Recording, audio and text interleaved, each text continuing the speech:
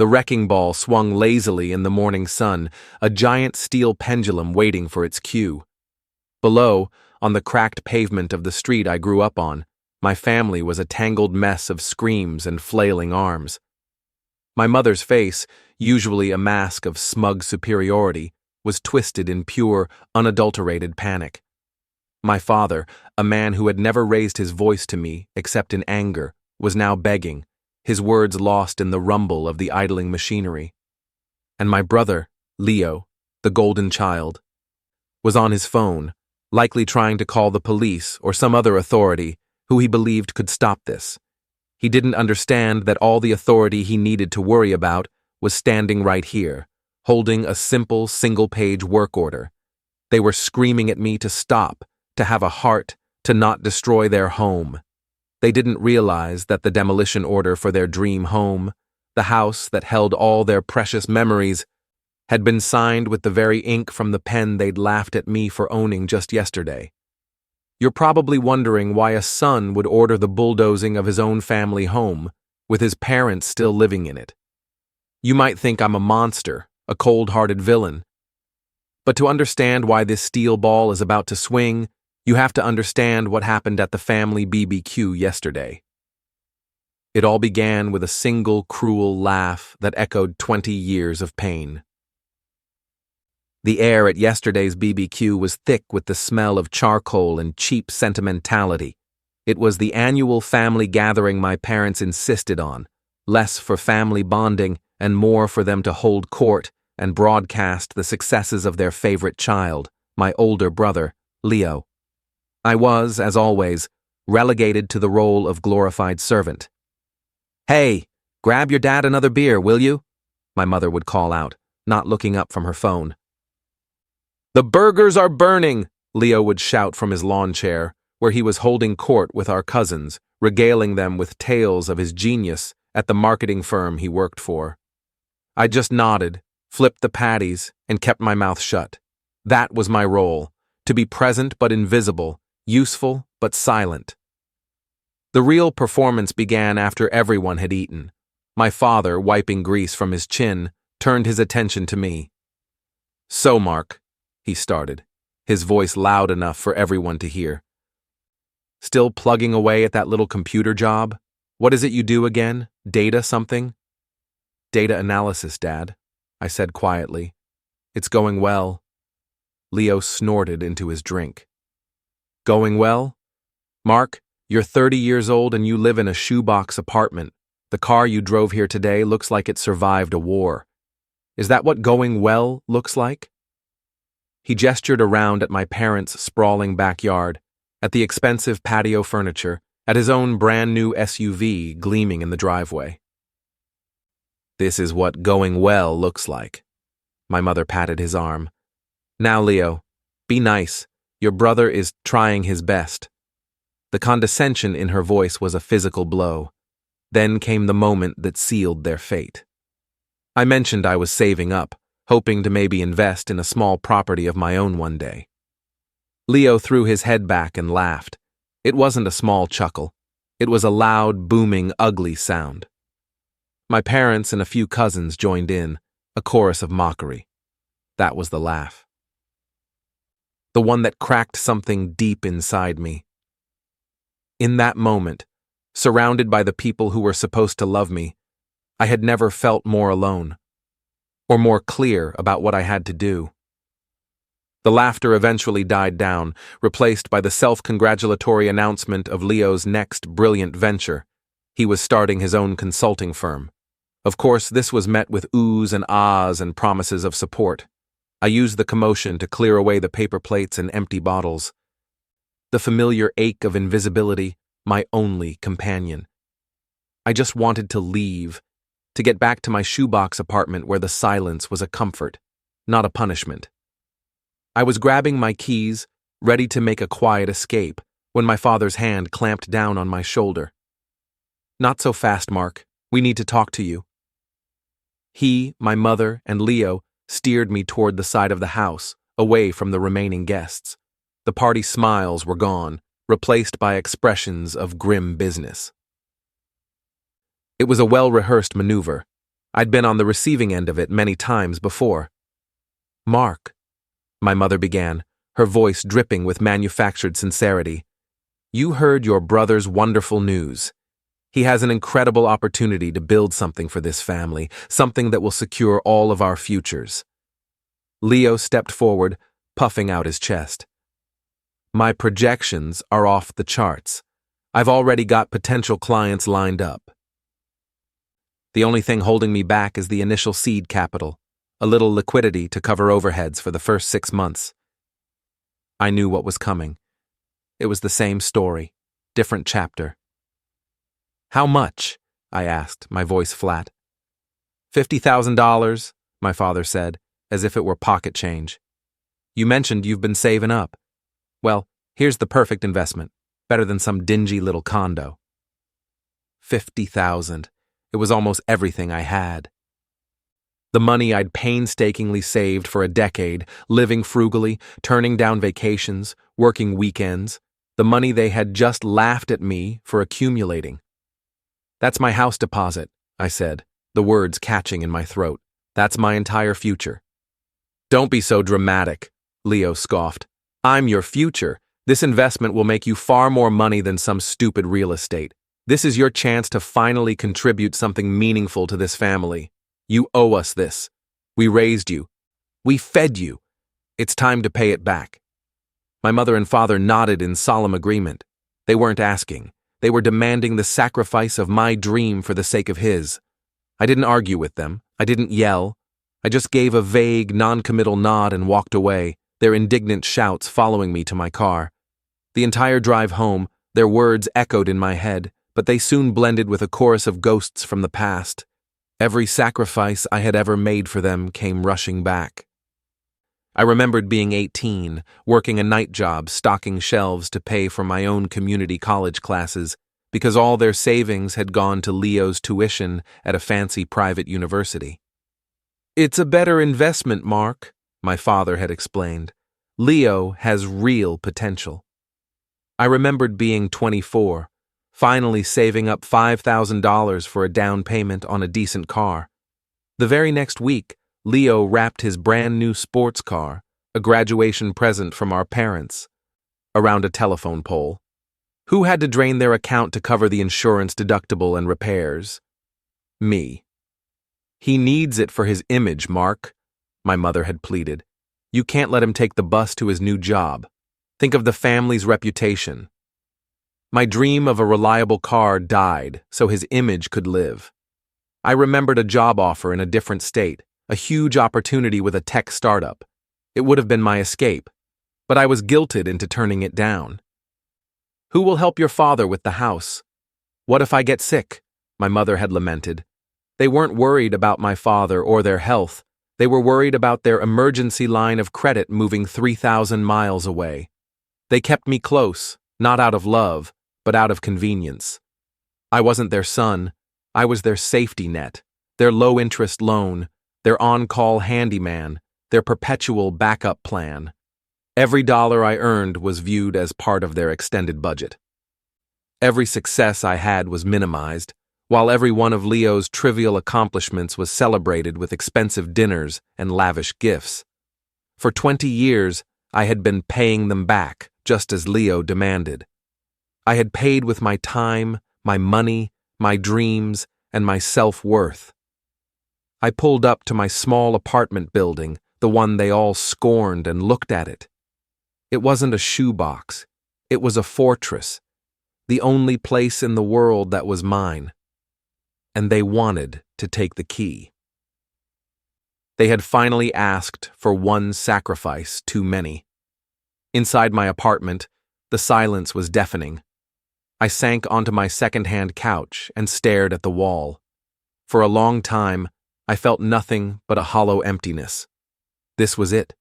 This was the life they had designed for me, a perpetual state of waiting for their next demand.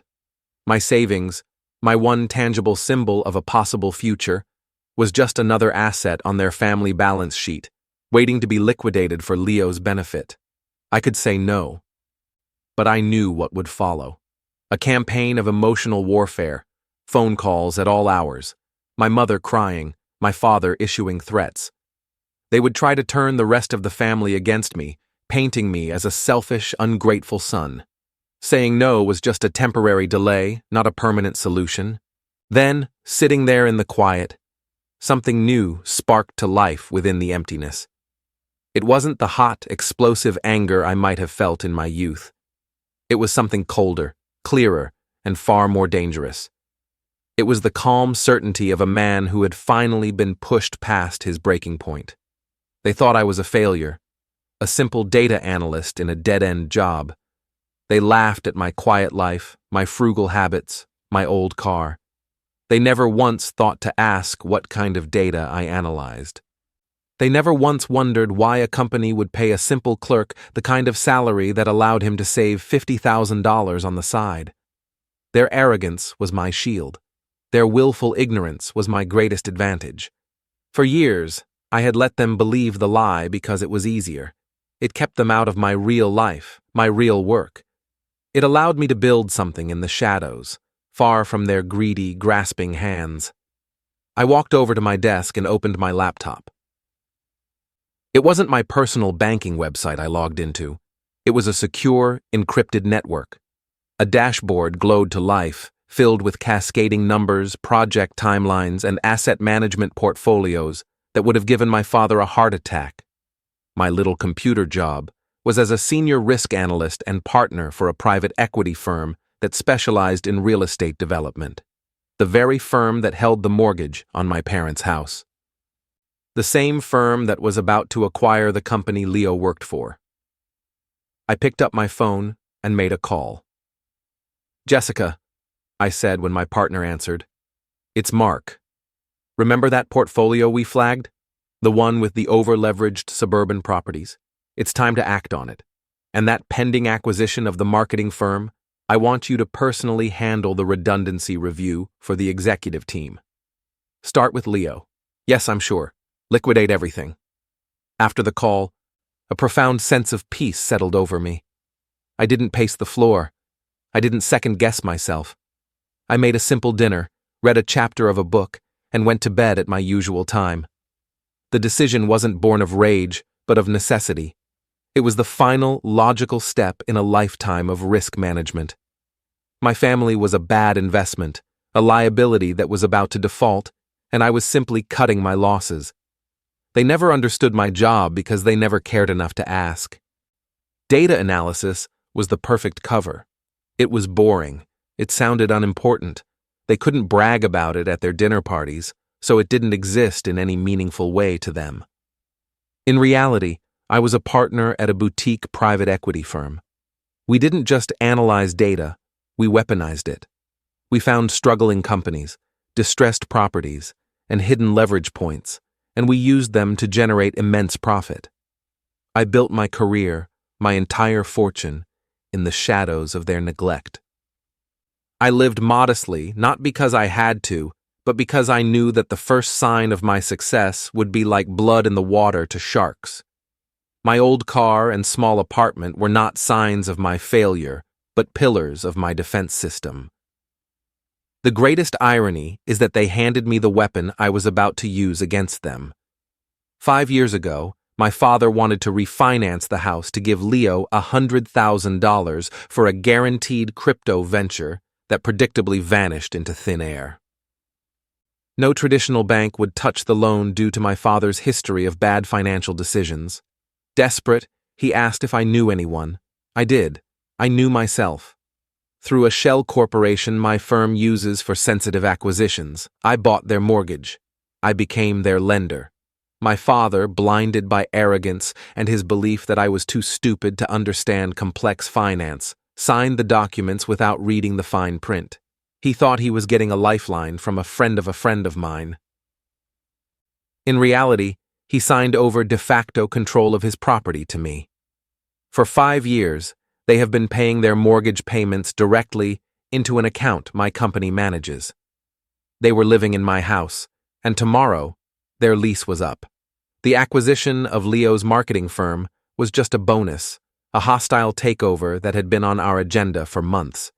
His boasting at the BBQ simply moved my finger to the final approve button. The wheels were in motion. All I had to do was wait for morning. The next morning, I was at my real office downtown, watching the city wake up from my 40th floor window. The coffee in my hand was rich and dark, a small luxury they would have called a waste of money. On one of my monitors, a series of alerts were set. At precisely 9:05 a.m., the first one blinked green. The acquisition of Leo's firm was complete. An automated email was sent to all employees. I pictured my brother strutting into his office expecting another day of being worshipped, only to find a calendar invite from a name he didn't recognize, titled Urgent Redundancy Meeting. He would be informed that his position was terminated as part of a strategic realignment. His corporate accounts would be frozen, and a security guard would be waiting to escort him from the building with his personal effects in a cardboard box. His image would be shattered before he even finished his morning coffee. At 10:15 a.m., the second alert blinked green. A certified letter from the law firm representing my shell corporation was being delivered to my parents' address. Simultaneously, an official email was sent to my father's account. It wasn't an eviction notice. It was far more brutal. It was a notice of acceleration informing him that due to a breach of covenant, a clause I knew he'd never read about maintaining a certain debt-to-income ratio, which Leo's failed crypto scheme had violated, the entire outstanding balance of his mortgage was now due. In full. He had 24 hours to produce over $250,000, or foreclosure proceedings would begin immediately. It didn't take long. My phone rang just before noon. It was Leo, his voice a frantic, unrecognizable squeak. "Mark, you won't believe what happened. They fired me. The whole executive team. Some massive company bought us out overnight." Before I could respond, my mother was on the line, wailing, "Mark, the bank! They're taking the house! They say we owe them all this money by tomorrow! It's a mistake! It has to be a mistake!" They were hysterical, panicked, and completely clueless. They saw themselves as victims of a cruel, faceless system. Then came the inevitable demand. "Mark, we need that $50,000 right now!" My father yelled into the phone. "It's not enough, but it's a start. It'll show them we're serious. You have to help us." I let them exhaust their panic, a cold silence on my end of the line. Finally, I spoke, my voice even and calm. "It sounds like you're in a lot of trouble," I said. "I'm on my way over. We should talk about this in person." The drive to their house was the calmest I had felt in years. I didn't take my old 10-year-old sedan. I drove my real car, a new dark gray German sports coupe that usually stayed parked in the secure garage beneath my office building. I pulled into the driveway, the car's quiet, powerful engine a stark contrast to the shrieking coming from inside the house. I walked up the path, the demolition order from this morning now folded neatly in my jacket pocket. I stepped inside without knocking. The scene was one of utter chaos. My mother was weeping on the couch, my father was pacing and cursing into his phone, and Leo was staring blankly at his laptop, his face pale with shock. They looked like strangers in their own home, ghosts already haunting a place that was no longer theirs. They swarmed me the second I walked in. "Mark, finally!" my father barked, hanging up his phone. "Did you bring the check? We need to go to the bank now." "There's no point in going to the bank," I said, my voice cutting through their hysteria. I looked directly at my brother. "Leo, let me be clear. You weren't laid off because of a random corporate takeover. My firm acquired your company. I made the final decision. I signed the paperwork that made your position redundant." Leo's jaw dropped. He stared at me, his mind trying and failing to connect the brother he mocked yesterday with the corporate executioner he was facing today. "What? What are you talking about?" he stammered. "And you," I said, turning to my parents, "you're not being foreclosed on by a bank." I walked to the dining table and laid a file on it. It was a copy of the loan agreement from 5 years ago. I tapped the signature line where my father's name was scrawled. You've been paying your mortgage to me for the last 60 months. When you gave Leo that $100,000 for his crypto scam, you violated the terms of our agreement. I am the line holder. I am the one calling in the debt. A horrible, dawning comprehension spread across their faces. You can't, my mother whispered. I can, I said, my voice devoid of emotion. You laughed at my job. That job paid me enough to buy your debt. You mocked my car. I have 3 others you've never seen. You demanded my savings for Leo's sake, but you never bothered to wonder how I'd saved so much in the first place. You saw me as your personal ATM, your failure of a son. You never saw me as a threat. And that was your fatal mistake. I then pulled the folded paper from my jacket and placed it on top of the loan agreement. This is a demolition order. The house is scheduled to be torn down at 9 a.m. tomorrow to make way for a commercial property. I suggest you start packing. The demolition order sat on the table like a tombstone. For a moment, there was only a stunned, choked silence. Then, the dam broke.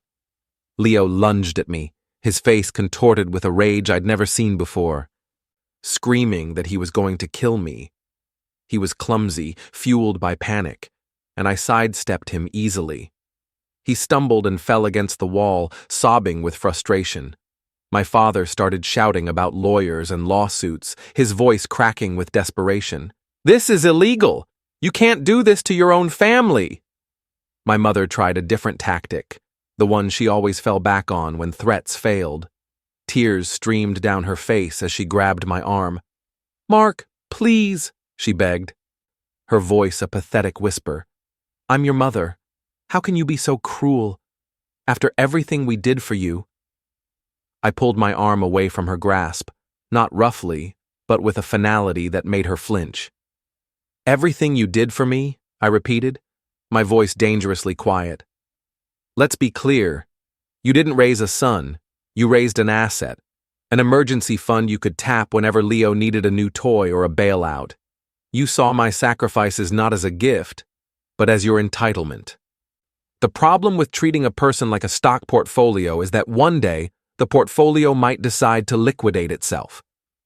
I looked at each of them, their faces a canvas of disbelief and horror. My business with this family is concluded. You have until morning. I turned and walked out the door. I didn't look back. I didn't need to. I got into my car and drove away, the sound of their screaming fading behind me until there was only the peaceful hum of the engine. The next morning, I stood on a quiet street corner 2 blocks away, holding a cup of coffee. I could see the house perfectly. My family was on the lawn, surrounded by a pathetic pile of boxes and garbage bags. They looked small and lost. The demolition crew was already in position. At 9 a.m. on the dot, a foreman raised his hand, then dropped it. The wrecking ball, which had been waiting so patiently, swung through the air in a graceful, powerful arc. The impact was a deafening crunch of splintering wood and shattering glass. The front wall of the house caved in, exposing the rooms where I had spent my childhood feeling like a ghost. With each swing of the ball, another piece of my prison, of their monument to their own arrogance, was reduced to dust and rubble. I felt no pity, no remorse. I only felt the clean, sharp release of a long-overdue debt finally being paid in full. I stood and watched until the last wall came down, until the house was nothing more than a jagged pile of debris on a scarred piece of earth. Then I finished my coffee, dropped the empty cup in a nearby trash can, and walked away. I didn't look back. A year has passed since that morning. The lot where my childhood home once stood now holds a sleek, modern commercial building. My firm's name is etched in brushed steel by the front entrance. My new office is on the top floor with a window that overlooks the entire city. Sometimes, I hear things through the family grapevine. I heard Leo works the night shift at a big box retail store now, stocking shelves. It's ironic. He's now doing the same work I did to pay for my college education, the one they refused to support.